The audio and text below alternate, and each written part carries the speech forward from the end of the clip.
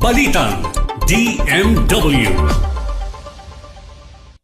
Babae na iniwang sanggol sa Dubai at inalagaan sa isang shelter mula pa nung siya ay 4 na buwang gulang. Dumating siya sa Ninoy Aquino International Airport 3 kasama ang Migrant Workers Office Dubai. Tiniyak ng DMW ang maayos na repatriation at turnover ng bata sa kaukulang ahensya ng pamahalaan, alinsunod sa direktiba ni Pangulong Ferdinand R. Marcos Jr. na pangalagaan ang mga Pilipino sa ibayong dagat. Samantala, sa iba pang balita, ligtas nang nakabalik sa bansa ang 2 Pilipinong marino na nasugatan sa insidente sa MV Blue sakay ng Turkish Airlines Flight TK04 o 084. Tinanggap nila ang pinansyal na tulong mula sa DMW at OWA habang inatasan ang kanilang licensed manning agency na tiyakin ang kanilang tuloy-tuloy na gamutan at psychosocial support.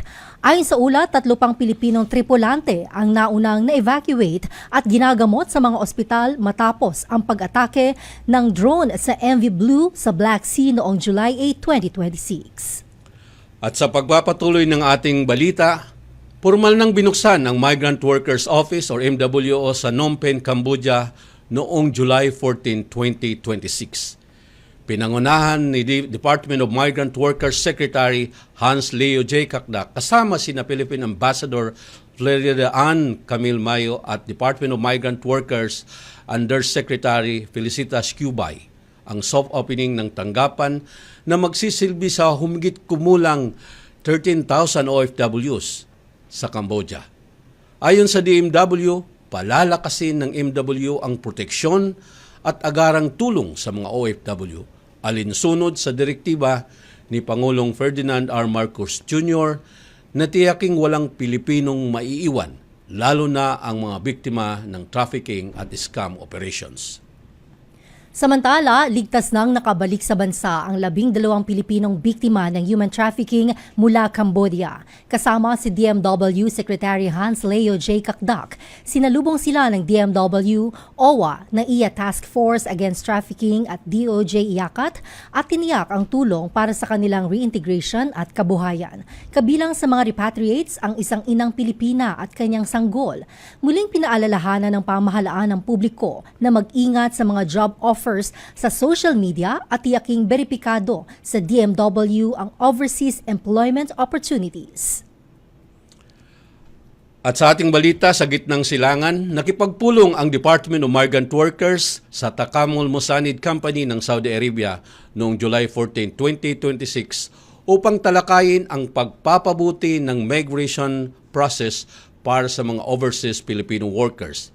Pinangunahan ni Ahmad Al-Angari, Vice President for Strategic Partnership ng Takamul Musanid ang delegasyon.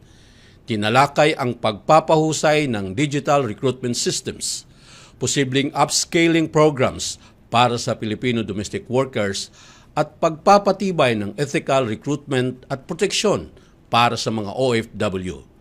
Pinangunahan ang pulong ni Department of Migrant Workers Officer in Charge Undersecretary Bernard P. Olalia kasama ang iba pang opisyal ng kagawaran. At muling pinaalalahanan ng Department of Migrant Workers ang mga Pilipinong marino at licensed manning agencies na sumunod sa DMW Advisory No. 33 Series of 2024. Binibigyang babala nito ang mabigat na legal na pananagutan sa child pornography at iba pang sex-related violations na maaaring mangyari sa mga cruise ships sa Estados Unidos. Hinimok ng DMW ang mga marino na alamin at sundin ang batas upang maprotektahan ang kanilang karera, kalayaan at kinabukasan. Balita pa rin mula sa Middle East, patuloy ang repatriation efforts ng Department of Migrant Workers upang matiyak ang kaligtasan ng mga OFW at kanilang pamilya sa gitna ng patuloy na tensyon sa Middle East. Sa pinakahuling ulat, umabot na sa 10,580 OFWs ang ligtas na inaibalik sa Pilipinas. Kabilang dito ang 50 repatriates mula sa Kuwait at 9 na Pilipinong marino ng MV Hawk 3 na naipit sa Lebanon. Tiniyak ng DMW na patuloy ang pakikipag-ugnayan nito sa mga embahada at iba pang ahensya ng pamahalaan upang maihatid ang kinakailangang tulong at mapabilis ang ligtas na pag-uwi ng mga Pilipinong apektado ng kaguluhan sa rehiyon. At yan po ang mga balita sa linggong ito. Dumako Yan. tayo sa kwento ng tagumpay. Mamaya yan, Asek, pagbalik natin at kailangan nating break para sa iba pang mga kailangan muna natin magpaalala sa ating mga kababayan. Magbabalik Okay. po ang tahanan ng OFW.